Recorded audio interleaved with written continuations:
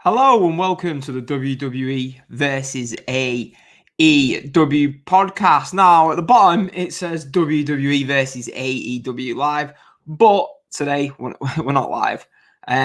Basically, last week. So, when you do, right, I know this is a bit of a random start to the show, but when you do a podcast live, so you stream it through something, so I'm with StreamYard, right, and it automatically uploads it to YouTube. And so it streams live on YouTube. And then what happens is it takes like 10, 12 hours sometimes to appear onto YouTube, which is pretty fucking annoying, to be honest with you. Do you know what I mean? It's like 2021. I pay for StreamYard, a monthly subscription of like 20 quid a month. Should just come up. But apparently it didn't. The first time I ever did a live podcast, I spent hours trying to figure out why. And then I found out, it just takes that long sometimes. So last week, do you know what I mean? Last week's podcast, which never appeared on YouTube. So it was live on YouTube, live on Periscope, yeah. But I'm the only person who can view it, yeah. It's not actually in the My Upload section of YouTube, which is pretty annoying. So I thought this week, I'm not going to take a chance on it. I'm just going to not do the show live and then just upload it myself manually. Because, as I've said before, do you know what I mean? Our podcast is genuinely audio. It's been audio for a few years. So most of our listeners are audio. Yeah. So I'm trying to convert to streaming live on YouTube. And it's like, it doesn't help if YouTube are actually uploading your videos. Do you know what I mean? So you put all that effort in, you plan the show, whatever. I'll get my violin out in a second, but it's pretty annoying, especially when you're paying money for, I know it's StreamYard, but I don't know. So I'm going to give it a try. I'm going to give it another try in a week, but I wanted to get this week's episode onto YouTube. So yeah, when I'm done complaining, we will get into the rest. And on this week's show, we're going to be talking about Sunday's show. It seems like ages ago now. Takeover Vengeance Day. We'll be talking about that, and we'll be talking about last night's AEW Dynamite show.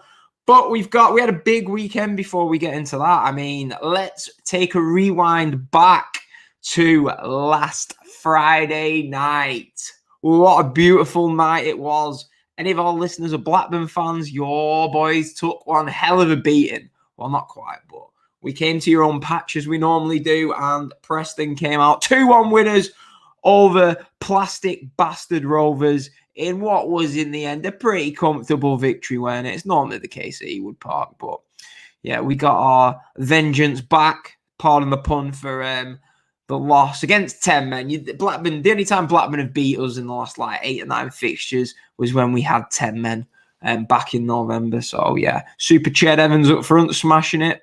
But then we got beat on Tuesday. But we got the win in the big Lancashire derby. But yeah, myself, I feel like this week there's not actually been much wrestling news. I was trying to work out if maybe that's because I've not been you might have noticed I've not really been that quite active on Twitter this week. Basically, I avoided all the spoilers for the NXT show on Sunday night, so I wasn't on Twitter Monday because I didn't want to. I wasn't going to stay up till 3:30 in the morning for an NXT show that didn't have much build going in. I didn't watch much of the build myself, so I thought I'll just watch that after work on Monday. So I avoid social media on Monday. Tuesday was my little girl's 5th birthday.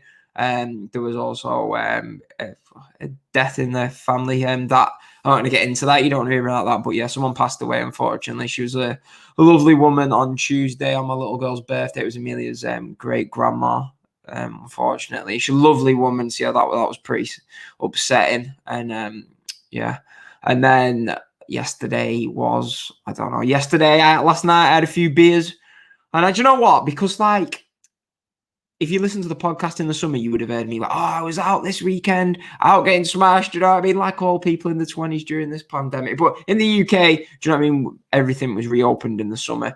But last night someone came around and I had 3 beers, yeah, and 1 shot. 3 beers and 1 shot, right? I went to bed about 12:30, 1 o'clock. Alarm goes this morning at 6:15. Whew. Boy, was I feeling ropey. I was like, I'm not doing it. I'm not getting out of bed this morning. I'm not doing it. And I thought, I've got some new customers, some new houses to do to this morning. So, yeah, I had to get up. I had to get out of bed and get on with it. And then this annoys me. Well, so I got an email yesterday from the landlords, whoever looks after the flat or whatever company it is. oh, someone's coming around to do an electric check. So I thought, for fuck's sake, it's my wrestling day Thursday. I work a couple of hours on a Thursday morning, then I come home, I watch Dynamite, I might watch NXT, I'll plan the show and then record the show. And I thought, well, that ruins my plans. An electric safety check is more important than this podcast, apparently. What a lot of bollocks. So went up to my mum's, took my laptop, connected it all up to her TV, watched Dynamite. I come back to the flat they said they'd be here any time between 9 and 5, and I thought, I can't be bothered being here. I'd cleaned the flat, made it all nice and tidy last night. I get an email at 3:45 this afternoon. Oh, it's been changed. Your electric safety check's been changed to next Thursday, anytime between 9 and 5. So now I've got to go and do the exact same thing I did this week, back up to my mum's, taking the laptop, watching Dynamite. I have to do that next week, the same things I've done this week. It annoys me so much stuff like that when people don't do. Why? Do you know what I mean? It was short notice as it was to say, oh, we're coming tomorrow to do an electric check, let alone, do you know what I mean, to then not show up. It's pissed me off a bit, to be honest, but whatever. I guess these things happen, but yeah. So that's been my week, a story in my week, but yeah, feels like quite a hectic week. Seems a long time ago since we went 1-0 up at Blackburn on Friday night. But yeah, so let's get into the show, really. So what else did we do last week? Last weekend, it wasn't like a massive wrestling weekend, but I certainly watched some shows. There was No Surrender, the Impact show I didn't watch. I watched 2 matches from that. I watched the Private Party match. So if anyone didn't know, because I'm pretty sure they didn't let you know on Dynamite this past week, Private Party didn't win the Impact Tag Team titles, and the Good Brothers retained, thanks to some tomfoolery. So yeah, the Good Brothers retained the titles. And then the main event was the thing. I didn't even know this match was taking place. I don't watch Impact regularly, or if at all, to be honest with you. But it was Tommy Dreamer on his 50th birthday. Yeah, that's true. Tommy Dreamer was chasing the Impact title on his 50th birthday. It was a nice little story, to be fair. So Tommy Dreamer took on Rich Swann. And I mean, Dreamer's not like the best worker. Well, at 50 years old, he's like carrying a bit of weight, obviously, beatings from years ago. But I thought he put in a good performance. Rich Swann helped. Rich Swann's really, really great wrestler. Really good. And they had a decent little match in the main event. Obviously, Rich Swann retained the title, and then Moose came out and attacked both of them. But that was an enjoyable match. I thought the match was all right. If you're looking for a star ratings on it, probably like 3.25 to 3.5, something like that. It was a good match. You should go and watch it. I enjoyed it. We also had the Bloodsport show. Bloodsport, if you've never watched Bloodsport, sort of like, it's like a worked shoot sort of style. Do you know what I mean? If you picture it's a mixture between wrestling, between like, say, sports entertainment, wrestling and MMA. And it's good. It's good. It's not, you don't get any like, I'm not going to be like, oh, you must go and check out this match. I mean, there has been odd ones. There's been about 4 or 5 of them along the way. I think Ospreay and Riddle had a match. We had Suzuki against Josh Barnett. And that was a great match at WrestleMania weekend a few years ago. But the show, it was good. It was an hour and a half, the show. So it is worth going to check out. They're doing another show this Saturday. So if you're like bored this weekend, like most people are, because we can't do anything, then Bloodsport are having a show. I think it's 1 a.m. UK time. So whatever, work that out for our American listeners. Be like, 8 p.m. Saturday night for you guys. So yeah, the big main event for that show is Moxley versus Davey Boy Smith. I mean, Davey Boy Smith, you know what I mean? It feels like he's been around forever, but Moxley's taking on him, so I'm sure it'll be fine, won't it? But yeah, if it's an hour and a half show, it's in a really nice setting as well. It's like a dingy, like little warehouse, underground style. It is really well presented. The presentation of the show was really good. The production of the show was really good, and it made for a fun hour and a half. So I'd probably go and check it out if I was you. I did enjoy Bloodsport. I'll be watching the show this week, so that tells you everything you need to really know. Now, usually we run through a bit of news, and I don't really feel like there's actually any huge news. Like last week, there was loads of like news stories, but there's not actually that much really to talk about. Like, I don't know. I've got in my notes, like, for me, I found out that Joey Janela is doing his spring break on WrestleMania weekend. So that weekend's going to be, there's all the indies doing everything, aren't they? But the Friday night is Joey Janela's spring break, and it's in the Cuban Club. I had tickets for the show for last year. So I'm gutted about that because I was looking for the Cuban Club. Did look like a great venue. I was looking at it on Google Maps, loads of bars there around it to go in, a few pints. So that would have been good to go to that. But unfortunately, I won't be. I will be sat here in this room, probably recording a podcast, reviewing it for you guys. So yeah, I'd much sooner be in Tampa, but thanks to COVID, we cannot fly anywhere. But I'll be there in Dallas next year, bringing you all the coverage from there. So yeah, that, like I said, there was not really any big, unless I'm forgetting something. I mean, like I say, I've not been active on Twitter this week, but I've been listening to like odd bits of wrestling podcasts this week. I feel like there hasn't actually been a lot of news. There was a big Noah show last week, which I haven't watched. I watched all the New Japan shows, which I think I watched last week's podcast I did before the Ibushi Sonada match. Why is Sonada should not be main eventing for New Japan at all. The guy, I've got more charisma than Sonada. I always say I'd hate to go out for a pint with Sonada. You know what I mean? Couldn't think of anything worse. And yeah, this match was no good. It was no good. So yeah, you don't really need to watch anything from New Japan from last weekend. The Castle Attack shows and next weekend, so we'll be previewing that on next week's show. And then now on this podcast, I've been accused of not being the biggest WWE fan. But in a minute, after I've had a nice little slurp of my can of pop, we're going to be talking about NXT Takeover Vengeance Day. Cheers. We're on Pepsi Max Cherry. Fresh as a daisy, this. It's freezing.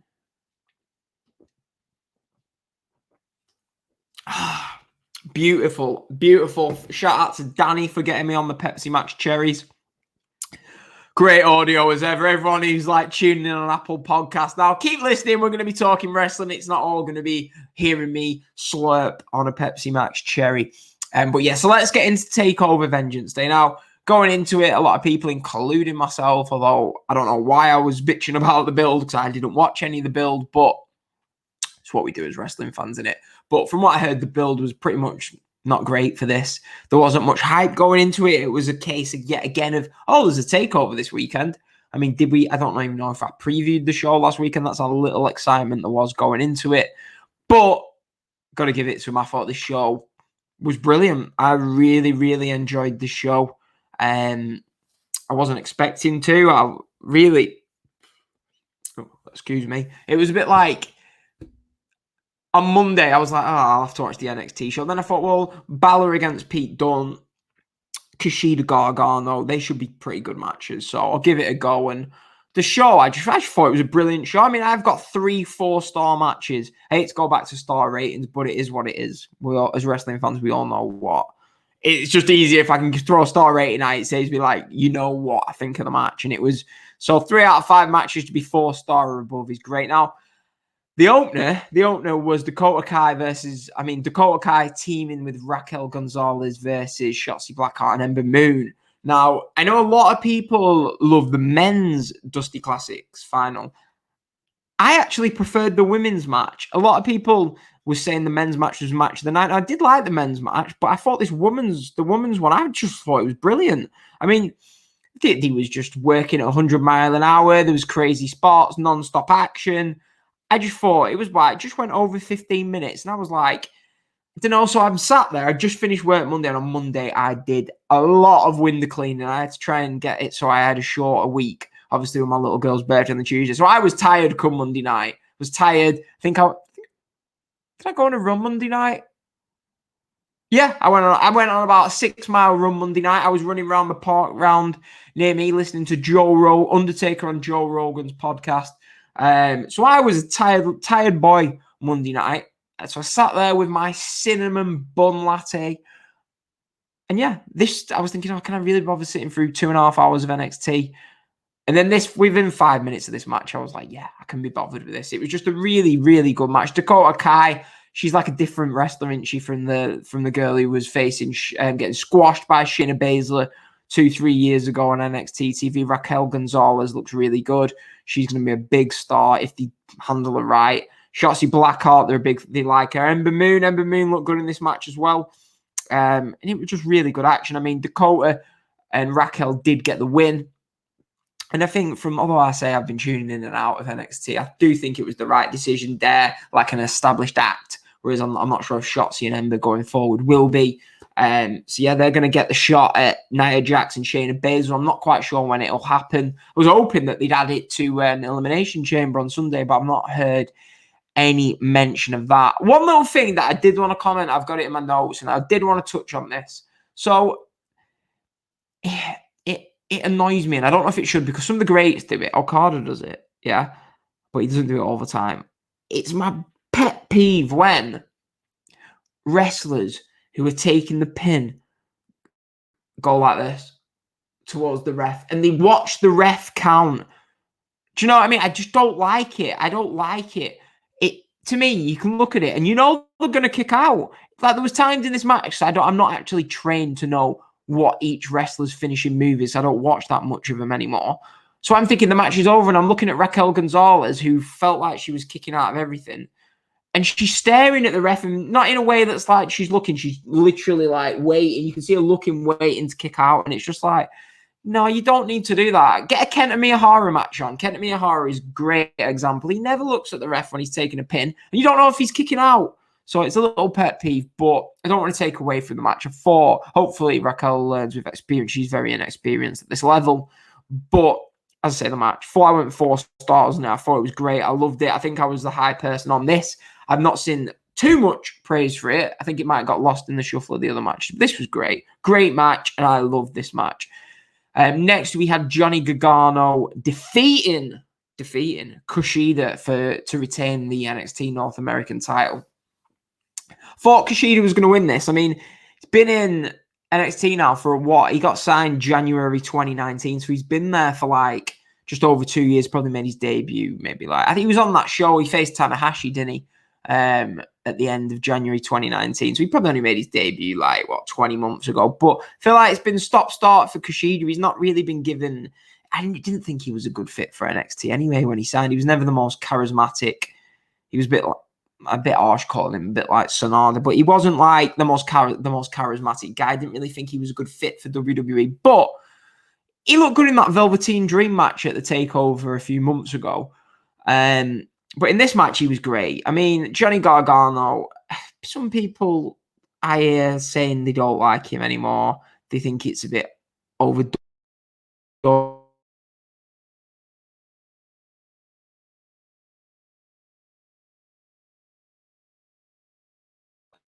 As the signal goes on the stream, you're going to have to sort this out. Seriously, I've got great Wi-Fi in this flat, so it annoys me when, do you know what I mean? When they're saying, it's coming up now on the stream that the Wi-Fi's got 2 bars, but I'm looking at it, 4 bars on my... It pisses me off. I do that much streaming in this flat as well, and I never get any problems with it. And then you come on here and it does. But anyway, so back to Johnny Gargano. Yeah, Johnny Gargano is great. He's great. He's had some of the matches he's had in NXT are just great. I prefer him as a babyface, as I was alluding to. But he does do a good job with his heel act. But at the same time, it's like the best babyfaces you can think of, Daniel Bryan, Johnny Gargano. WWE always have to turn them heel. And it's like, you've got a great babyface. Just fucking go with it. Do you know what I mean? Johnny Gargano is a babyface. I'm sorry. I know it. He's better off as a babyface. They just like Sami Zayn. Sami Zayn was proper getting over as a babyface. They turn him heel. And then you'll get people on Twitter when you're complaining about Daniel Bryan, about Sami Zayn, about Johnny Gargano being heels, sorry. You get people like, oh, they're doing really well as heels. Or it's like, yeah, they are. Because they're great. But they'd be a lot better as a babyface. This company is screaming out for the next top babyface. And people will be like, oh, Johnny Gargano's too small to be the next top babyface. People said that about Daniel Bryan. He main evented WrestleMania, right? Size doesn't matter. Overness does. And 3 years ago, Johnny Gargano was the hottest babyface in this company when he was facing Andrade Cien Almas. I'm not going to call him Andrade because his name will always to me be Andrade Cien Almas, La Sombre, for your New Japan fans. But it just annoys me when you have magic in a bottle. Why do you have to turn it heel? As soon as someone gets over as a face, they'll turn the bastard's heel. And then when the babyface doesn't get over, like Roman Reigns, they'll keep him babyface for years. But hey, it is what it is, isn't it? it is what it is. But yeah, going back to this match, I just thought it was great. They wrestled great. They had great chemistry. I think is it the first time? No, they've wrestled, I think, building up to the show, but it's the first time I've seen them one-on-one, and I thought they just had great chemistry. I'd be happy to see another match between the two. I was surprised there was no interference. I know Dexter Lumis sort of like kidnapped Austin Theory or whatever, but I was surprised that Indy and Candice didn't get involved. But no, I couldn't really work out why. I've heard other people mention this, but at the time I was thinking it's strange that heel Johnny Gargano is beating the hard ass motherfucking babyface Kushida. I thought it was weird. Like, he beat him clean. Is there any need for another match? Like, it's the secondary title in NXT. Kushida's like a big name in NXT, to me is at least, and to like, I don't know, fans who watch other things apart from WWE, Kushida's a big name. Why is he losing clean for the secondary title? Just a bit strange, because I thought he might have won. But these two did have a great match. Would like to see him wrestle again, but I'm not sure if we are going to actually see that. But I just thought Kushida looked stupid. He beat the shit out of Johnny Gargano. But then to go and lose was just a bit like, I think it was 2 final beats in the end that did it. But hey, great match, another 4-star match. So you've got a show, yeah, with 2 4-star matches opening it. You can't grumble, can you? I mean, and another thing that I would say about this, I think this show didn't lose a lot from not having fans. And the NXT TakeOver crowds are always great, like in main arenas back before COVID. But I did think they did a good job with the atmosphere. I mean, I'd watched New Japan, I'd watched Bloodsport, I'd watched Impact to this point. So then to go from that to watch this, I really appreciated the effect of the crowd. I mean, there wasn't many of them, but it was just, they've got the, what the fuck are they called? The fucking Thunderdome people, the Black Mirror people behind. You did have like the plants or whatever. Are they plants? Are they plants or not? I don't know. But the fans ringside banging on the windows. And I did think it added to it. Some people I've seen complain about it, but I did think it added to the show. Next, we had the match that a lot of people I saw thought was the match of the night. For me, it wasn't, but it was still a very good match. And it was MSK, formerly known as the Rascals, against Liverpool's own Zach Gibson and James Drake. Zach Gibson, did you watch the Leicester game, mate? Your lads took one hell of a beating. The title, Jurgen Klopp, it's all falling apart. I'm making the most of it. It's great to see. You love to see it, don't you? The demise of Liverpool FC. But yeah. Anyway, back to the match. So MSK defeated Gibson and Drake. Gibson and Drake lost in the final of the Men's Dusty Classic last year. So I thought maybe they'll win it this year. But no, they went all the way with the Rascals. MSK, that's going to take some getting used to. But yeah, the MSK looked great in this match. It was really... It was good. It was a very good match. I went 3.5 stars on it. Just didn't think it was quite on the level of the other two. I think the problem was the women's match came first. So then this was a very similar work match, I thought. So it didn't live up to the women's match for me. That was just my personal opinion. Some great moments in the match. I mean, I think Gibson and Drake are great. MSK are great. But at the end, the Doomsday device to the outside was amazing. But yeah, seems like ages ago that I watched it. This was a really good match. And MSK win. They've only debuted what, like a month, 6 weeks ago, and they're already Dusty Classic winners. So they announced, I think on this week's NXT, I read somewhere earlier today that the winners of the tournaments are going to get title shots on March the 3rd. So going head to head with Cody versus Shaq match, the tag team match. So they're trying to do that. So yeah. They're trying to get a rating from that, aren't they? Now, this is the only, for me, negative on the show. It was Io Shirai retaining her NXT Women's title against Toni Storm and Mercedes Martinez. Now, as I said, I've not been watching NXT TV, but going into it, I was like, I wonder why Mercedes Martinez in this match. And even from watching the video package, first minute of the video package, it made me want to see the Io Toni Storm match. And then randomly Mercedes Martinez, for no reason, was added to it. Was unnecessary. She didn't need it to be added into it. It should have just been Io Shirai versus Toni Storm. The story's made there. They faced off, didn't they, in the... what was it? I don't know. They faced off in the final or something, a women's match at Evolution. I can't think. What's the tournament called? I'm completely losing my mind. The women's tournament they had. I can't remember what it was called. Whatever. Top class journalism here. But...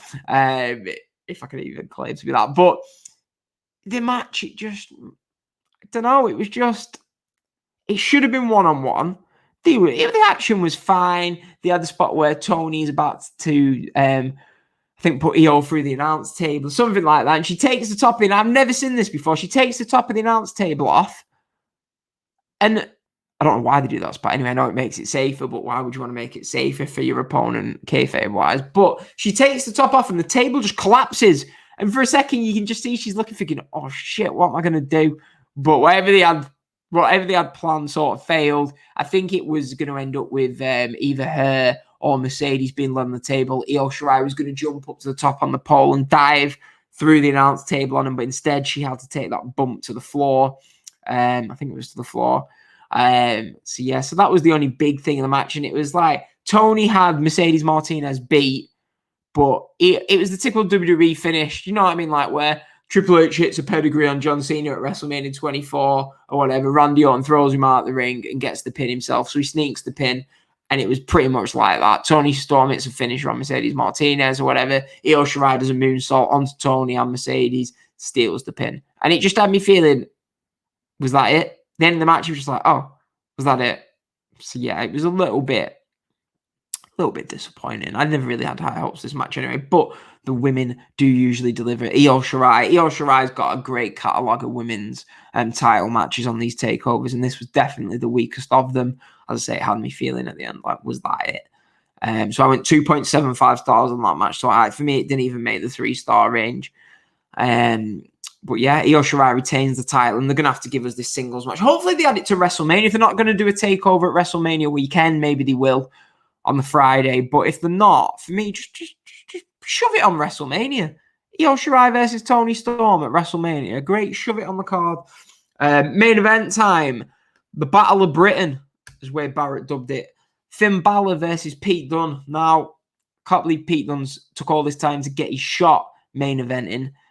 I think looking at, like, stepping away from the match, I think this was just to see, right, is Pete Dunne worthy? Although it was a no-brainer for me, but right, we're going to give you the chance to main event and take over Pete, and let's see what you can do with it. Do you fit into the slot fine? Do you look out of place there? The answer is no, he did not look out of place there. Pete Dunne was great in this match. For me, I was rooting for him to win the belt. I really wanted him to win the belt. And yeah, it was just... The match itself was a tale of two halves. It was like the first half of the match, it was a bit like, it was a bit like a New Japan main event from years ago, where it was like, oh, it was all right. It's all right, yeah. And then as it's getting on, I'm thinking, like, come on, let's pick up the pace, lads. And then the last 10 minutes were crazy. The match was just really kicked off. And then we had, I don't know, Dunne's just demolishing Balor's fingers, and then the trading submissions. It was just... trading submissions. They were just trading exchange. It was obviously the match was days ago, but it was just great. I absolutely loved the match. We had Finn Balor kicking out of a bitter end. I'm not sure if anyone's actually kicked out of a bitter end to this day. As soon as he hit the bitter end, I was like, it's over, because Pete Dunne does protect that finishing move, but Balor kicks out.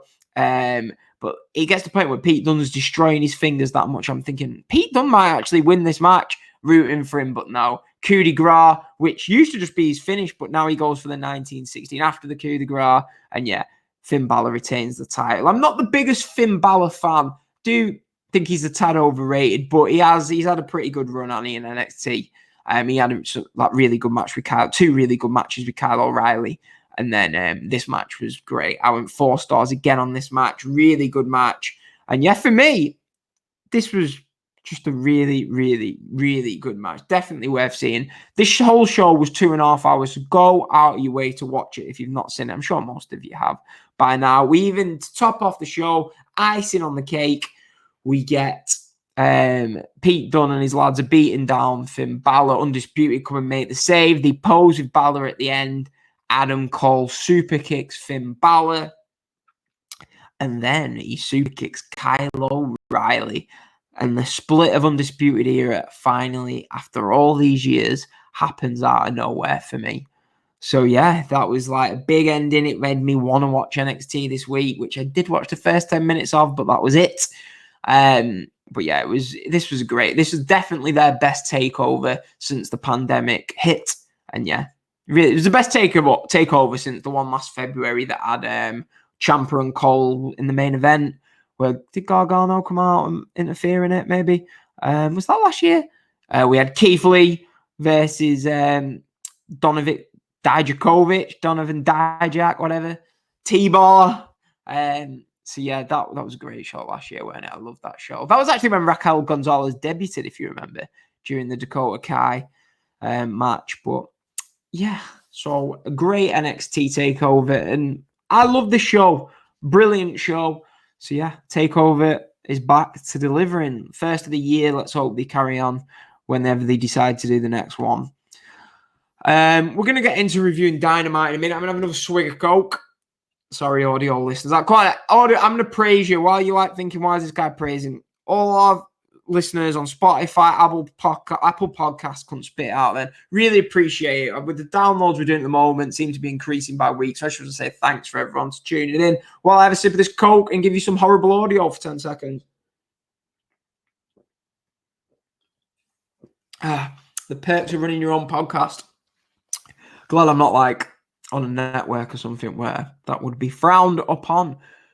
So yeah, well, I don't want to go into reviewing one show straight into reviewing another. So we'll just talk about what we've got coming up this weekend. Big wrestling weekend this weekend. We've got the SmackDown Friday night, obviously Elimination Chamber Sunday. We've got New Japan, New Beginning USA night one, which is headlined by ELP versus Leo Rush. Bloodsport. So I'm just going to, I'd say I was talking about, we've got Progress returning on the WWE Network, but excuse me. I'll just quickly read through the Bloodsport card for anyone. I definitely recommend people check the show out. I mean, I know it's a niche. I'm not sure how many of our listeners watch Bloodsport, but I watch it. Go give it a go. I mean, the card is Jon Moxley versus Davey Boy Smith Jr. That'll be good. Jeff Cobb versus Tom Lawler. Looking forward to seeing that. JR Kratos versus Dickinson. Dirty Daddy. That'll be good. Rocky Romero versus Simon Grimm. Alex Coughlin versus Royce Isaacs. So that's 4 to 5 really good looking matches there. Cal Jack versus Super Beast. Calvin Tankman versus Nolan Edward. Bad Dude Tito versus Calder McCall. So there's 8 matches there. And on paper, trust me, I know most of these guys, and I watched a lot of them last week. That'll be a good show. Now, the matches, you're thinking you're going to be sat watching 15. A lot of these matches are only 5 to 6 minutes. They're really, just check the show out. Trust me, do yourself a favor. I'll probably watch the New Japan show as well. But, I mean, I was going to do an Elimination Chamber preview, but it doesn't really seem like much point. We only know, actually, 2 to 3 matches. I mean, the card at the moment is the SmackDown Chamber, obviously. The winner of that faces Roman later in the night. I mean, I might come back on Saturday and do another little podcast previewing the show, but just quickly, the SmackDown Chamber, I mean, the winner faces Roman. I can only see it being Cesaro or Daniel Bryan. It's going to be one of those two. Cesaro did that promo. If you've not seen it, go and check it out on Talking Smack this week. He did that promo, and I think I'd pretty much, if I was a betting man, I'd put money on Cesaro to win the Chamber and then go up against Roman Reigns, and they'll try and get him over in defeat.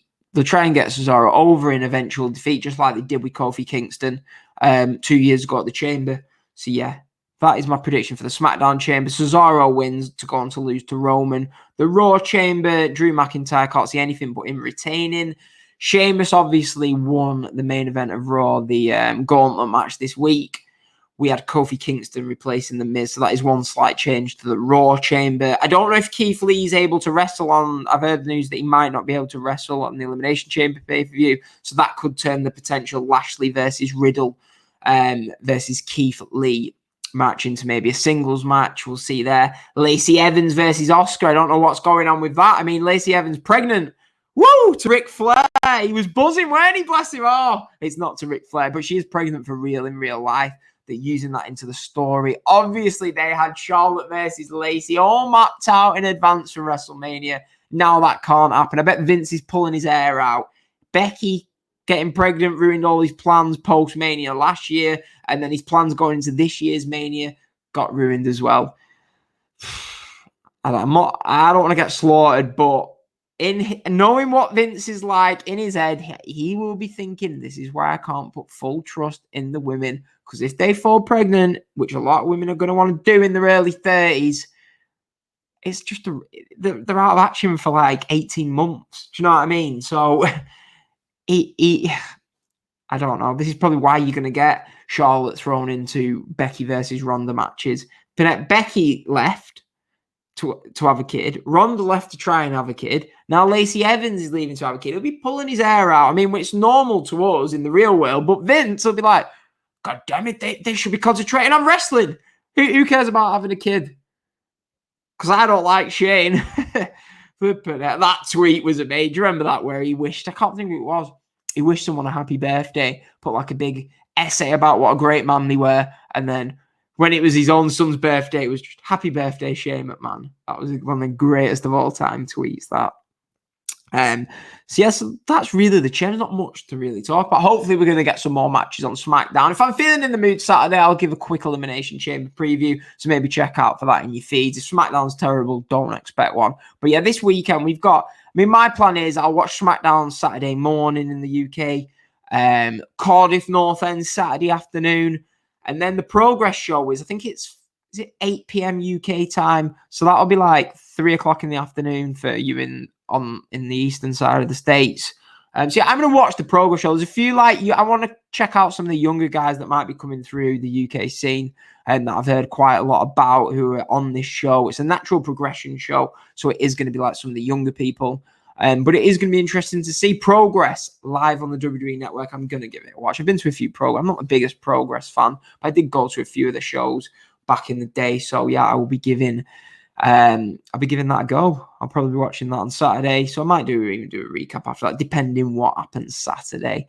We've got Bloodsport, obviously, middle of the night. Saturday, I'll probably watch that. Sunday, we've got a decent looking UFC show early Sunday morning. And then obviously Elimination Chamber on Sunday night. I don't know whether to stay up or not. I mean, it's a big job in it. I mean, it starts at midnight over in the UK. It'll finish about 3:15. Probably be on Twitter for about half an hour after it. So I'll be going to bed about 3:45. And I'll be getting up at like 8 o'clock the next morning. Big job. See how I feel on Sunday. But yeah, there's a lot of wrestling on this weekend. So if you're trying to get through another... It's all right. Everyone in the States, you're all right. You beer drinkers, you can go to the pub and have a pint. Me, I'm stuck in this flat recording podcasts for you. I want to be out there. I live in pretty much the city centre. I want to be out there having a few beers with my friends. Don't know how lucky you are. We're looking at May, I think. I think they're doing like a plan where basically schools will go back middle of March. They're trying to open up like even non-essential retail by then, because we've been in the UK, we've been in lockdown basically. Might as well have been for like since the start of November, pretty much November the 5th, we've pretty much been in the lockdown. But yeah, absolute fucking nightmare. I can't wait. This summer, I'm going to go off the fucking rails. Yeah, anyway, that's my life. Where was he even going? So yeah, a big weekend of wrestling that'll get us through another weekend till we get closer to summer, closer to the Euros, closer to just hopefully a bit more normality. So yeah, that's the weekend. Let's wrap up by talking about AEW Dynamite. I'm not going to go for the fizzy pop. I'm going to have a bit of Volvic. Let's just call it orange and pineapple cordial.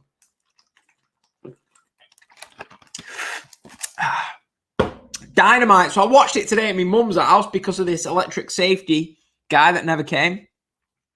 Show opens up with Hangman teaming up with Matt Hardy, taking on TH2. It was a quick match. It was all right. It was nothing to write home about. It was just, he was trying to get to the angle afterwards. Matt Hardy's the one who actually gets the pinfall with a Twist of Fate on Angelico. And Angelico really took the Twist of Fate well. He really sold it well.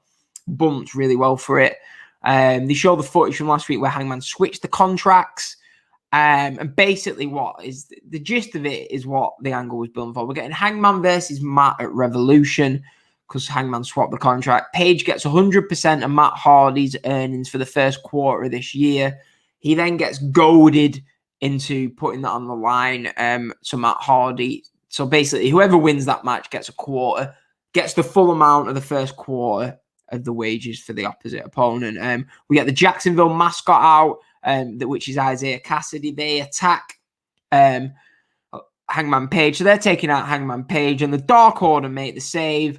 And yeah, just building up that story a little bit more, aren't they? And with the Dark Order, hopefully Hangman Page is going to be the leader of the Dark Order at some point. So yeah, they just sort of carried that on. Hangman Page versus Matt Hardy, nice little filler feud going into Revolution. And yeah, the angle was it was all right. It wasn't great, but it was something different. Do you know what I mean? It was fine. And we get an Inner Circle promo, basically touching on Sammy Guevara. And the news came out last week that Sammy Guevara was meant to go to Impact, but he didn't like creative, so he refused. So there's rumors, is the heat on Sammy potentially? Is there not? We don't actually know. But storyline-wise, Sammy Guevara is quickly in a circle. He wasn't on the show at all tonight. Basically, MJF is like, do you think I said last week on this podcast, if you remember, why it's just stupid. They've acknowledged that the cameras are there. And it doesn't make sense that he recorded on the phone. And MJF did. Him and Jericho's got his ears not to the ground. He'll have known. He replied to a few tweets last week, and he's like, do you think I'm stupid enough to record a message on my phone when the cameras are there? Jericho said that he'd been watching on TV for the last few weeks, which I do like that they added that. And that it's partially MJF's fault, but Sammy quit. So the majority of it is Sammy's fault, and Sammy Guevara is dead to Chris Jericho. So that was an interesting turn. I wonder when Sammy Guevara will come back. Maybe at Revolution he'll come back, maybe costing the tag titles, or who knows which way they'll go with it. Next. Finally, I can say we had a very, very good women's match. I mean, they're on a roll, AEW, aren't they, with the women's matches? We had the Britt Baker versus Thunder Rosa match the other week, which was really good. I feel like we had a match last week. We had Thunder Rosa versus Layla Hirsch last week. That was really good. So for the third week in a row, we get a really good women's match. This was the best of the lot. Rio, great to see her back. She got a lot of stick off people, didn't she, when she was in AEW 48 weeks ago, the last time she was in there. She got a lot of stick. But after what we've had to put with from the AEW women's side of things this year, everyone's buzzing to see her back. She worked with Serena Deeb really well. Really well. And this was a really, really good match. Went 3.5 stars on it. And yeah, it was smooth. The wrestling was great in it. It was like they'd worked together like 20 times before. And I think this might have been the first time they'd met. Maybe I'm wrong. But go and check this match out. Really, really good match. It wouldn't have been out of place. It was better than the Takeover. Io Shirai match. This was better. Go and check this match out if you've not seen it.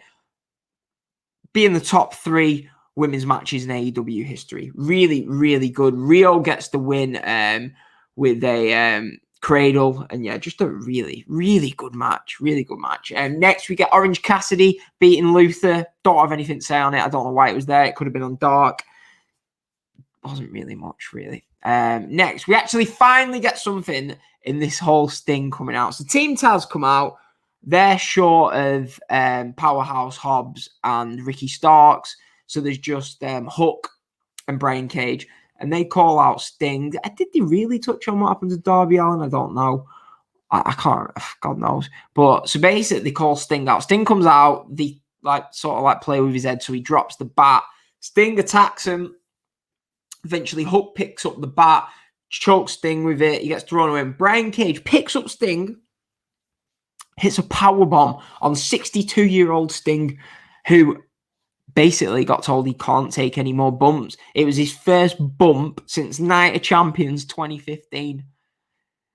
Coming up to 6 years ago, it was a big man. I was surprised he let him take a bump, and that shows to me he is going to be. Everyone's like, oh, he's only going to work cinematic matches. Sting's going to wrestle. I'm telling you, Sting is going to wrestle. It might not be often, but he's going to be wrestling. And yeah, he takes a bump from a power bomb. Hopefully he was all right. It was strange seeing it. But yeah, this angle, finally it got going. It got going. We're 2 weeks out. 3 weeks out from Revolution.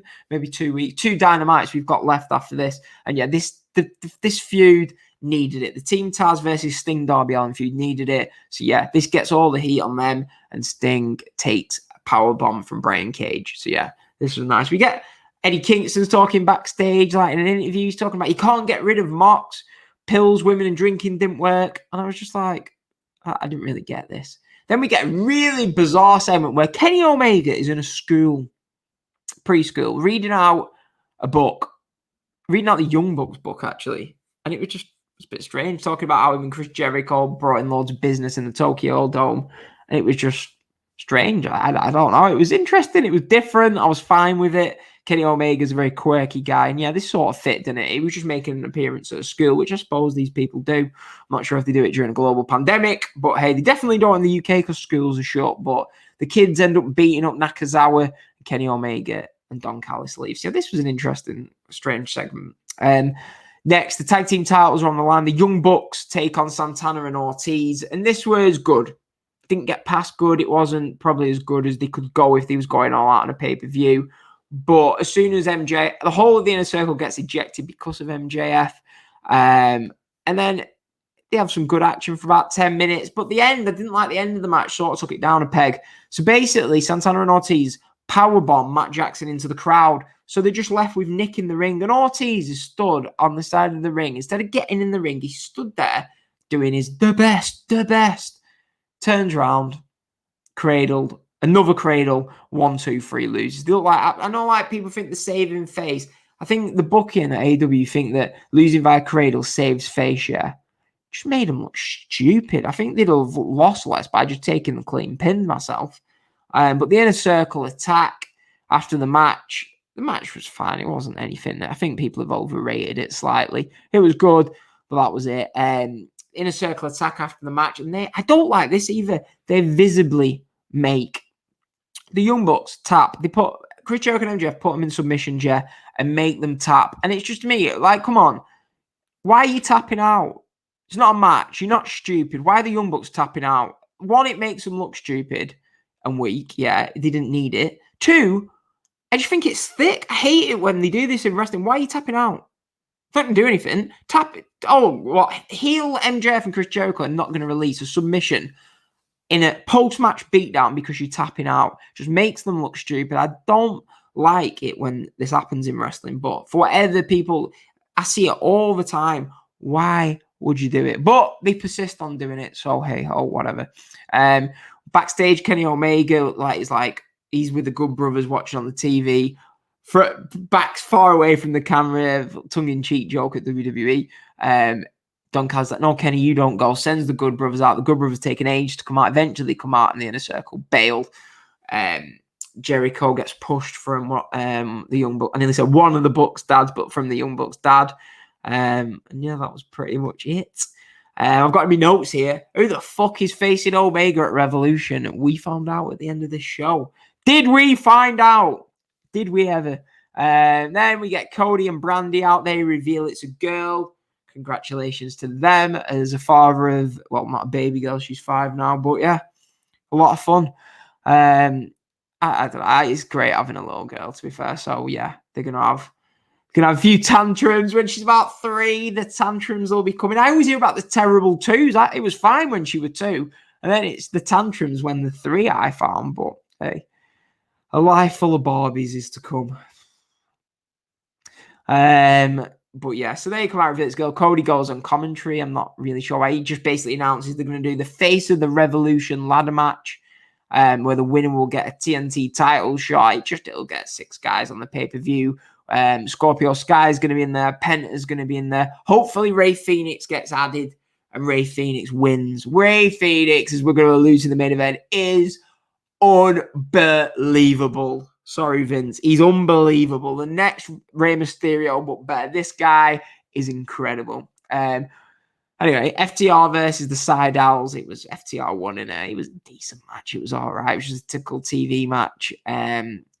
Mike Side sort of did a flip and he landed awkwardly on the Cash's neck, but seemed to be fine. But yeah, FTR get the win. And I was thinking there's probably a reason why Cody Rhodes is on commentary. Not just to plug his match. I just feel like there's something in the works. Something in the works with that. I feel like in a few months we're well, Cody was commentating on FTR's match. And because everything AEW 95 times out of 100 happens for a reason. And then Luchasaurus comes out with Jungle Boy and Marco Stunt. They sort of attack FTR. And then we find out next week's list of matches, as we always get in the semi-main event segment on Dynamite. Next week, we're going to get Hangman Page versus Isaiah Cassidy, and the semi-final of the Women's Eliminator Tournament. We're going to get Ricky Starks and Brian Cage versus the Varsity Blondes, and Jake Hager versus Brandon Cutler. Well, not really the biggest card, but I'm sure they'll announce a big main event during the week. They've been pushing the Cody Rhodes Shaq match for the week after, won't they? But yeah, they're going to have to announce something big for next week because that card doesn't really do much in terms of like making, do you know what I mean? It's not going to get you big ratings, big amount of viewers there. We didn't actually touch on the ratings from last week, did we? AEW did like late 700s, I think, and NXT were like around 600,000 again. Something like that. I should really bad research that. Hey, it's been my little girl's birthday 2 days ago. It's been a tough week. I don't have time. I've not had time this week. That's my excuse. Moxley cuts a promo here, right? Where he's saying he's the only one who cares about Eddie Kingston. So that was interesting. One day we're going to get Eddie Kingston coming out to make a save for Jon Moxley in front of a big crowd, and they're going to get a big pop, and Eddie Kingston will be babyface. Interestingly though, he plugs his match with Kenta here, yeah, on New Japan Strong on February 26th on NewJapanWorld.com. So it was interesting. He plugged a show that took place, it's already been recorded. It took place in the States. Yeah, big news that. The fact that he's actually plugged where to watch the New Japan show. Really, would you do that if you weren't like in a proper partnership? I'm not sure if you would. Main event time. Moxley did also touch that he's challenging Omega for the title. Eddie Kingston, Butcher and Blade versus Moxley, Phoenix and Archer. Phoenix and Archer working together were so much fun. I made me want to see them. It was like an unorthodox tag team, but they were great together. It was like, I'd say unorthodox, but there was some really entertaining spots. It was like a house show main event. Some really fun spots. Phoenix, MVP of the match as he's on a great run at the moment. I'm loving. You go back to the first episode of this podcast, yeah, and I will have been on it going, Ray Phoenix, give this guy everything. He's amazing. I'm glad it's coming. I'm glad finally. It's took time. I've been bitching about it on podcasts in the past. What are they doing with Ray Phoenix? The guy is a star. Why is he not being given? But they've took the time. Tony, you've seen it, haven't you? You don't realize how great he is. And yeah, I'd like to see Darby Allin versus Ray Phoenix. Oh, come on. Let's give Ray Phoenix the win in this ladder match. Add into the ladder match, yeah. Get across the fact he's not with Penta anymore. He can win that ladder match, and we can get a Darby Allin versus Ray Phoenix match. That's main event of Dynamite. That is one of your match of the year contenders. Give us Darby Allin versus Ray Phoenix for the TNT title. Oh, I'd love that. That'd be fantastic. So yeah, back to this main event. It ends with Moxley pinning Eddie Kingston with a paradigm shift. And yeah, is it the paradigm shift in? I know it's. Oh yeah, it's paradigm shift in AEW, and it's what is it in Death Rider in New Japan? I need to get that right. After the match, the Good Brothers attacked Moxley, and then this was a lot of people, including myself. Well, I'm not really including myself, so I love Kenny, but a bit like, oh, Kenny, he doesn't like take it serious. Kenny Omega cuts an unbelievable promo. I tweeted about it before. The intensity that he brought to this promo was just great. It was just great. He comes out. So Good Brothers attack Mox. They've got him pinned down or whatever. He's on the microphone. You can tell he's fuming. The time for jokes and reading stories at school is done. It's done. This is Kenny Omega. Big match Kenny here. He's like saying basically blah, blah, blah, blah. He's going to put the title on the line because Tony Khan and Moxley slipped in a rematch clause for the match at Winter is Coming. And it's going to be the title. He's going to put it's strange that he put this on the line, but obviously it's probably because the Good Brothers can interfere. But main event of Revolution, are you ready for this? It's going to be Kenny Omega defending the AEW World title in an exploding barbed wire death match. I bet Renee Young is sat there watching this like, I'm sorry, what did he just say? Moxley sat there with pregnant bird at home. I'm allowed to say bird on or whatever. With a pregnant wife at home. Are they married? Pregnant girlfriend at home, yeah. He's there. She's there at home. I'm just chilling, aren't I? An exploding barbed wire death match. But yeah, the match is going to be crazy. I mean, I wasn't the biggest fan of their unsanctioned match at Full Gear a few years ago, but maybe if I rewatch that, I do like this. It's going to be crazy. We've seen the wrestling match, yeah? Didn't get the clean finish. It wouldn't make sense. I didn't like that match at the time. I was like, does it really need like a non-sanctioned match? I want to see the wrestling match first. That was my complaints last time. If you rewind, 18 months or something to hear me bitching about that. But this time it makes sense. Moxley got screwed out of a title, yeah. So let's have the non-sanctioned, the hardcore match, and they've gone all out here. It made me think, do I stay up to 5 a.m. to watch Revolution on a Sunday night? Probably going to, aren't I? Jesus Christ. But yeah, the card for Revolution is just looking great. And as I said, Kenny Omega's promo, the intensity he brought to it, he was just like, I've not got any notes written on it, but as I said, the intensity of it, talking about the match, talking about what he was going to do to Moxley. And then after his incredible promo, Moxley chins him, busts up Kenny Omega legit, hard way. And then the Good Brothers pin Moxley back down. V-trigger once, V-trigger twice, a brutal V-trigger. And yeah, this was just great angle. Great angle to end the show. And it turned a decent to good Dynamite into a very good Dynamite. It was a hot angle to end the show. I'm really looking forward to Revolution. The lineup for Revolution is I've not got any notes for the card, but off the top of my head, we've got main event, Kenny Omega defended against John Moxley in an exploding barbed wire death match. We've got the 6-man ladder match, number one contender for the TNT title. We've got Young Bucks defending the titles against MJF and Chris Jericho. We've got Darby Allin and Sting versus, is it Ricky Starks and Brian Cage, 4 really big matches. We're going to have Hikaru Shida defending the women's title against whoever wins the women's eliminator. We've got Hangman Page versus Matt Hardy. There's 6 big matches. This is going to be a great... I don't have any money on it. Just take my money. I'm not used to paying for pay-per-views over here because we have the WWE Network and stuff like that. But I'm asked about paying 20 quid for this Revolution pay-per-view. On paper, this card is going to be great. Dynamite are on a roll, or AEW on a roll, sorry. And this was just, again, really good show. And yeah, I'm looking forward to Revolution. Sunday the 7th of March. They put it back a week, didn't they? But now we're really in full steam ahead. I wonder if I missed the match. I'm trying to think, have I missed the match off that lineup? Not quite sure. But yeah, that was Dynamite. I'd probably give it, would have been a 6.5 out of 10, but I'm going to go 7 out of 10. 7 out of 10 for that show because of that great main event angle. NXT Takeover, the show we reviewed at the start of the show. I'd go 8.5 out of 10 for that. So 2 really strong shows. So yeah, go and check this show out if you've not seen it. NXT. I only watched the opening segment of NXT, and it looked like Roderick Strong was basically in the middle of.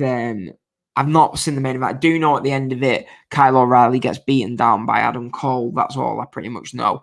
But at the start of it was Kyle O'Reilly coming out, and he was like wanting to give Adam Cole another chance, or he wanted to give him a chance to explain himself, which never happened because Finn Balor came out and Roderick Strong came out before that. The main event was Pete Dunne, Oney Lorcan, and Danny Burch against Roderick Strong, Balor, and O'Reilly. So I've not yet watched that. I don't know if I will. It's just a big draw. I just can't get into NXT TV. I don't know. There's a lot of matches on it. I'm just like, don't know. I think it doesn't help. It doesn't help, does it, by Dynamite being the same day? If NXT is on a Tuesday night, I'm watching it Wednesday when I finish work. I'll sit and watch it, yeah? But do you know what I mean? On a Thursday when I've watched Dynamite, I'm doing an hour-long podcast. Do you know what I mean? I'm working that day. Real life gets in the way, doesn't it? So it's like, where's time for NXT? Yeah, I could watch it over the weekend, but we've got SmackDown on Friday, Bloodsport, New Japan, Progress, Elimination Chamber, Cardiff versus Preston, Liverpool versus Everton, Wolves versus Leeds. Got my little girl Friday night. It's just like, where am I going to squeeze in NXT? But yeah, so I think that's going to bring the show to an end. We've almost gone an hour. I actually thought I didn't think I actually had that much to talk about this week, but we've gone longer than we do most weeks. I'm just trying to work with the format, play with the format till we get. As I say, I'm new to really. I've only been doing solo podcasts. Really, probably done 15, 20 solo podcasts. So it takes a while to find your groove, to find do you know what I mean? The layout of the show. I personally prefer podcasts that go about 2 hours. Yeah, but it's just I'm trying to work up to that.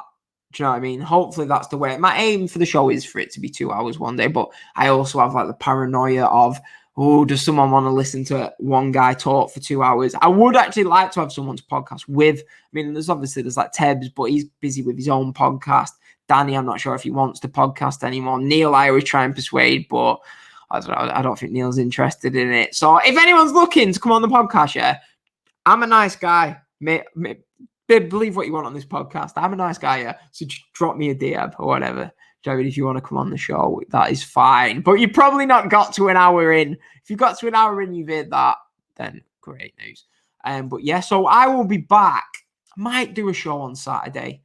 I am recording shows for something else at the moment that I've got in the works. So I'll talk about that another time. But I will definitely be doing an Elimination Chamber review on either Monday or Tuesday next week. So yeah, we'll be back with that. And yeah, hopefully Elimination Chamber is a good show. There's a big weekend of wrestling. So look out in your feeds. There might be a random show drop in your feeds Saturday evening after the Progress show. We will see. If not, though, enjoy your weekend, everyone. I hope you've enjoyed the show. Subscribe to us on YouTube. I say it couldn't be live at the moment. Until YouTube sort the shit out, I'm not going to be able to record live. So yeah, find us on YouTube. Just search WWE versus AEW podcast. The links are in the show notes below. Twitter is at WWE versus AEW. And yeah, Patreon. I need to change the Patreon to WWE versus AEW or to Daniel Ball. But the Patreon, if you want to support us, is www.patreon.com/neutral wrestling. That used to be the name we went with on the podcast. But yeah, thanks everyone for listening. I appreciate everyone's support as we approach 19,000 followers on Twitter. Madness. We'll be back next week to talk about Elimination Chamber and everything that is going on in the wrestling world. Just want to say thanks for listening. See you next week.